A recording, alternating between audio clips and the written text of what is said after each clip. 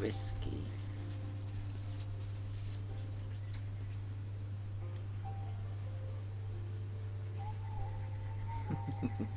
It's a mirror image. I find it really hard to... Anyway, never mind. This is spontaneous. I decided to continue reading in Life in Spirit. It's Harry Edwards, and this is section 2 of the book, which deals with spiritual development, and it's again a really long chapter. There's 31 more pages. So I read the other day part 1, and it's a busy weekend, so I am just doing a little bit more of chapter 22, which is called A Guide for the Development of Mediumship. We have nice weather in the garden, and I hope I don't get disturbed. Harry Edwards was a renowned healer, and this book was published in 1976, and it deals with the afterlife. He is now talking about, in chapter 22, part 2, about development of gifts like mediumship. Page 192. The closeness between the physical and the spirit mind. The ability to distinguish between thought from the self and that which comes from spirit is very hard to ascertain in the early days. It is a very delicate and fluid adjustment. The reason for this is that the consciousness is sensitive to what the mirror portrays, whether it emanates from the self or literal spirit. The two can merge into each other, and either can superimpose itself over the other, with a strong probability that at first the physical mind will predominate. For example, if a picture is received on the mirror from spirit and perceived by the conscious mind, then the latter will naturally begin to question it and ask, "What is this?" The uncertainty presents the developing medium with initial difficulties, but there are some ways in which authenticity of spirit communication can be judged. A picture received from spirit is very vivid, and makes such a strong impression on the consciousness that it can be received easily at any time. A comparison may be made this way. Try to build up a picture in the mind of a common object, say a box of matches. If this is compared with a spirit vision, it will not even approach the vividness of the latter. Moreover, the spirit picture will be permanent and can be recalled in a flash, whereas it will take a conscious effort to build up the picture of the box of matches. When a thought flow is received from a spirit source, which the computer brain automatically converts into words, there will be a great impulse to speak them. The sitter will be able to hold them back, but it will need an effort to do so, and the insistence behind the desire to speak will be so considerable that he will have the inner knowledge that the thoughts are not of his own creation. The difference between this and the seeking of normal thought is usually so marked that the sitter will not question its origin. Sometimes an aspirant to mediumship may gather from conversations with mediums or in witnessing their mediumship that the reception of spirit communication needs a form of sensational preparation and sensitivity that may well be out of true perspective with reality. Communication is a natural and simple act that follows attunement with spirit. Every medium, especially clairvoyance and clairaudience, know that in order to receive communication from spirit, they first need to place their mind into a condition of receptive abandonment. In other words, they will need to clear the mirror of their mind of mundane thoughts to allow the incoming vision or sound to register. Another example of this is when a person receives an inspirational thought out of the blue, or sees a vision. It is quite unexpected, coming when the person's mind is not thinking of anything, and that simply means the mirror of the mind is clear at the moment to allow the incoming spirit impression to be received. Trance. The primary purpose that the majority of beginners seek in the development circle is to go under control and so receive his or her guide. It may be mentioned now that the trance states can vary from 1% to 99%. The understanding of what does happen when a guide assumes control will simply the development and will at the same time discount a number of romantic and fanciful ideas that are commonly current. For example, it is said that for the guide to come in, the sitter's spirit, mind and body must go out. From this has arisen the notion that the guide's body enters within the physical body of the medium. We can understand how this idea has gained support, for when a sitter whose mind is quick to act to suggestion is told that he has a guide who is very big and broad, a Zulu or Red Indian, the thought is registered in the sitter's subconscious mind, and hence he feels the subtle mental change as the control becomes close. So he, probably imitating what he has seen with others, induces a state of physical bigness by stretching his height and swelling out his chest. If he is told his guide is a Chinaman, he will let his shoulders come down, bending his head downwards, cross his hands over his chest in what he conceives to be the humble Chinese posture. If he is told he has an Indian guide, he will use words like moon for months, wigwam for house, papoose for child, or if it be a Scottish guide, he will speak in an induced Scottish dialect. At the risk of upsetting some mediums, the writer is of the opinion that these characteristics are unnecessary and arise from the sitter's inducement and acceptance of them. It is very easy to fall into these errors. Such individual characterizations will not present the sitter developing trance control. Indeed, it may subconsciously aid it. The point is made that it is not factual or necessary. It is simply exhibitionism and posturing. True, it may be that if the guide is a big fellow, the sitter will become conscious of this through the nearness of the guide's personality, and thus become receptive to the idea that the guide is taking physical possession of his body and so encouraging the characterization. Examples within the writer's experience are given to show how exaggerations can be built up upon wrong assumption. At one developing circle, the leader told the sitters that as the guide came in, so the spirit body went out, but this was joined by a silver cord to the medium's body, and sitters were cautioned not to move about for fear they become entangled with it. At another circle, the sitting could not start until the medium leader heard the clanking up the stairs of the metal-shoed feet of St. George, and until she could see him come through the door in full armor, before which he stood on guard. When he drew his sword and held it at the present position, it was safe for the sitting to commence. Incidentally, at this circle, we saw a man under alleged trance crawl round the floor on his knees, presenting to each sitter a water lily. Next, another man who had a pugilist guide did a shadow sparring match before another sitter to bring the latter's guide through forcibly and under threats of what would happen to him if he did not. A little later on, the same man adopted the pose of fishing, eventually went through the actions of landing a big fish. This was explained by the medium that the spirit person died from lightning while fishing 600 years ago, and ever since he had been earthbound trying to land the fish, and now it was caught, the spirit entity was free to go his way. The circle ended with the medium being entranced by a noted female murderess who had that morning been hanged. This is the sort of sheer nonsense the writer has observed in developing circles, and these illustrations are simply given to tell the reader that, should they ever be invited to attend a circle where such silliness prevails, they should bid the circle adieu. The pity of this was, in the writer's opinion, that there was apparently a number of sincere sitters who accepted these happenings as being authentic. True, it is that these events happened years ago, and it is hoped that they do not do so today, but we still hear from time to time of strange goings-on. What happens in a trance is simply this.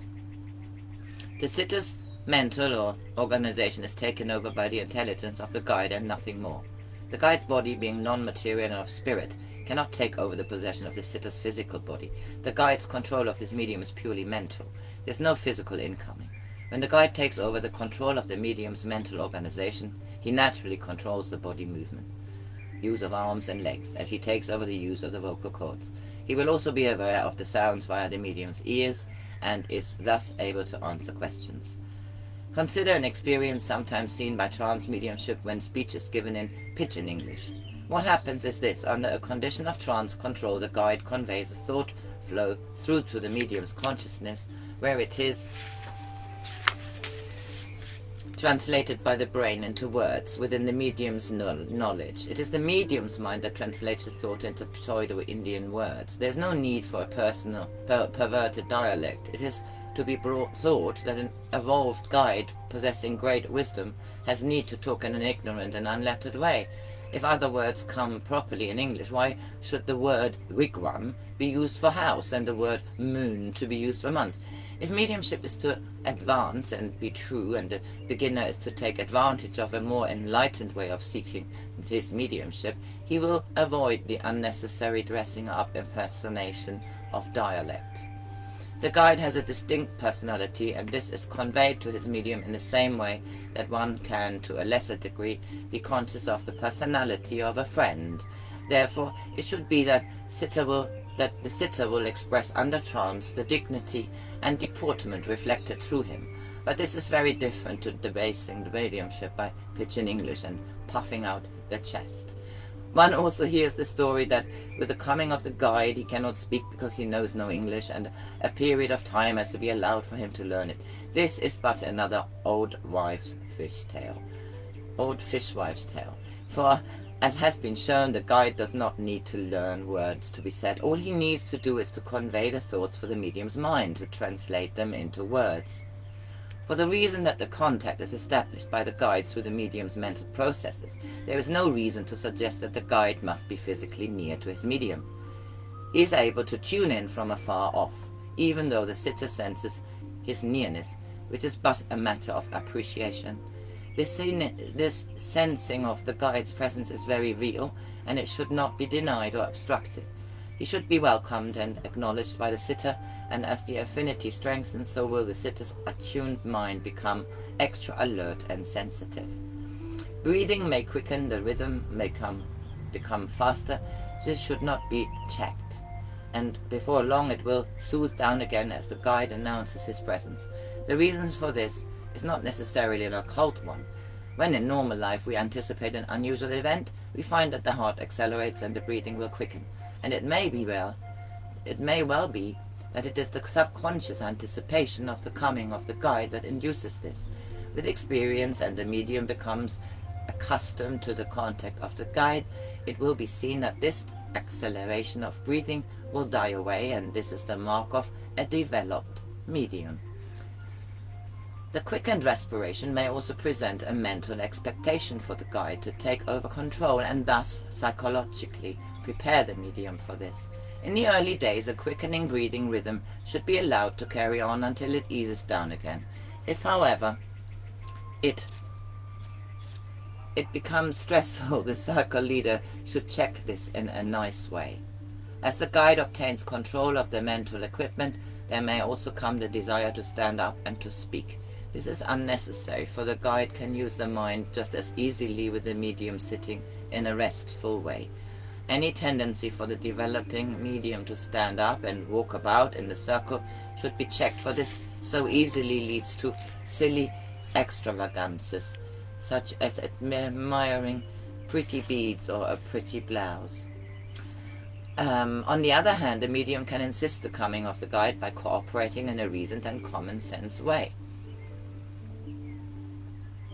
For example, in the early days, the sitter has to be encouraged and assist his faculties to respond to impressions.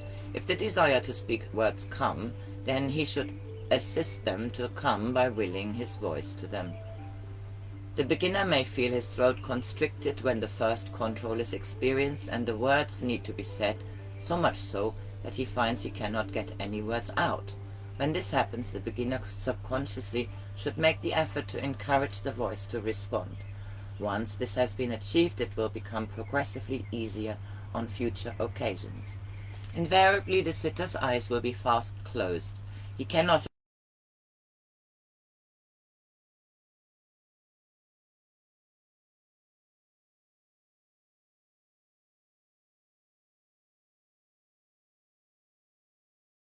mind, and this would in the early days interfere with its occupation by the guide. When the guide uses the medium's voice and mind, it will appear to be the sitter's, as if he is listening to himself, speaking the words. This thought flow will come interruptedly, without any need for the medium to think out what is coming next.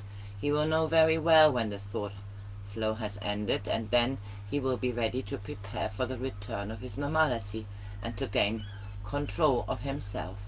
While the guide is speaking, he should enjoy it, never interfering with it in any way. If he does, then he will find it will cease and he cannot carry on.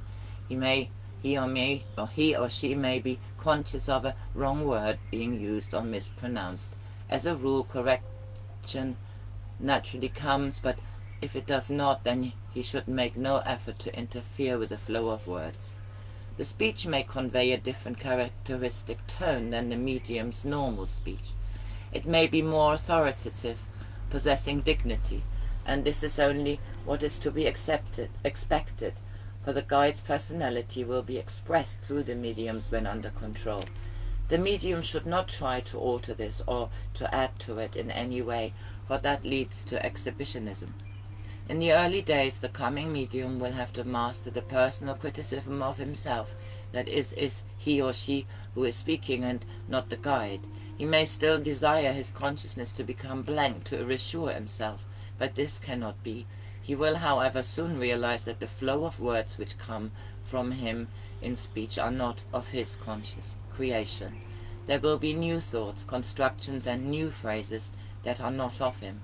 Yes, if he is observant, he will note that no word are used that he does not know the meaning of, and at the risk of repetition, the reason for this is that it is his mental equipment that is being subconsciously used to dress the guide's thoughts in words that are limited to his vocabulary.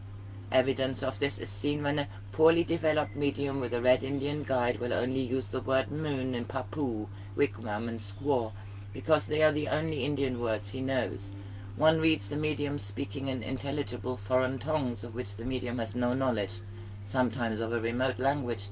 This is a phase of advanced or unusual mediumship that is outside the study of this book. It is often associated with physical mediumship. The speaking in of, say, distinct Chinese or Sanskrit involves an entirely different process. The authenticity can be checked through a tape recorder and submitted to one who knows the language.